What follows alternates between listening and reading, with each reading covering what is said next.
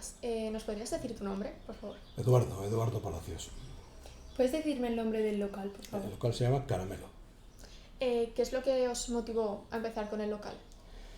Bueno, pues motivó en realidad el mercado de trabajo de una época determinada en que nos planteamos seguir otras direcciones distintas de lo que hacíamos hasta ese momento y elegimos este camino.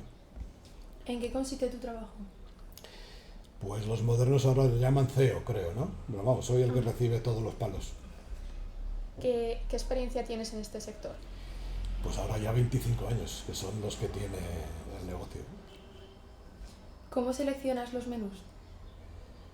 Bueno, pues es el resultado ya de todo un largo tiempo de ir conociendo a nuestros clientes y sus preferencias. Lo que hacemos es observar a la gente y su comportamiento y simplemente ir adaptando nuestra oferta a su demanda. Y también incluir alguna sugerencia de creación propia de vez en cuando para intentar que ellos cambien y que introduzcan nuevos tipos de productos en sus rutinas, que también es bien agradecido de vez en cuando. Entonces tienes en cuenta los productos locales y de temporada. Absolutamente sí, proximidad 100%. ¿Cómo os organizáis para controlar las sobras o la falta de comida? Pues controlando la información que nosotros mismos procuramos generar, me explico. Todo lo que producimos lo registramos y todo lo que nos sobra también. Entonces, lo que tenemos es un estudio estadístico a lo largo de todo este tiempo que nos indica claramente qué hacemos y qué hacemos mal. Entonces vamos corrigiendo las cantidades y a fecha de hoy digamos que tenemos ya una linealidad bastante ajustada a la propia realidad y tenemos muy poquita desviación, estamos bastante acertados, gracias a Dios. ¿Qué piensas cuando un cliente se deja comida en el plato? Pues me sabe muy mal porque lo primero que piensas es que si habremos hecho algo mal, ¿eh?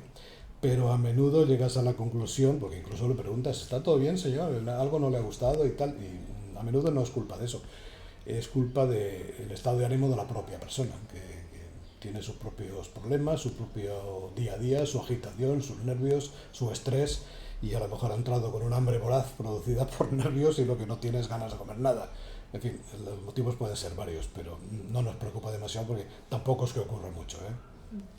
¿Os suelen sobrar alimentos una vez finalizada la jornada laboral? Sí, pocos, pero sí. ¿Y qué hacéis con estos? Pues primero que nada registrarlo y en segundo lugar tenemos un grupo de clientes ya habituales, todos conocidos, y un grupo de WhatsApp con ellos en los que a partir de las 4 de la tarde o 4 y media ponemos a su disposición este tipo de sobrantes y lo ofrecemos a menos precio.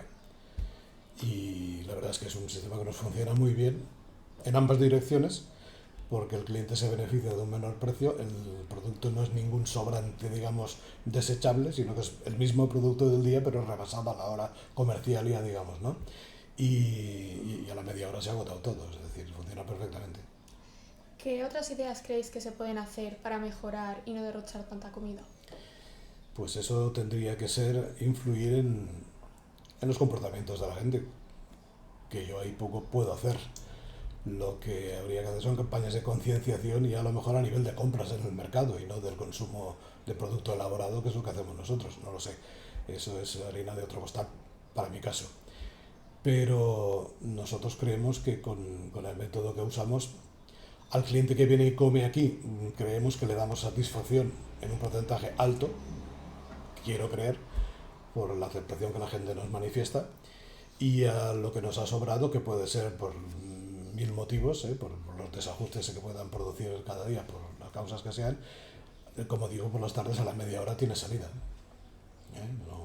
No estamos descontentos en absoluto, creemos que lo estamos haciendo razonablemente bien.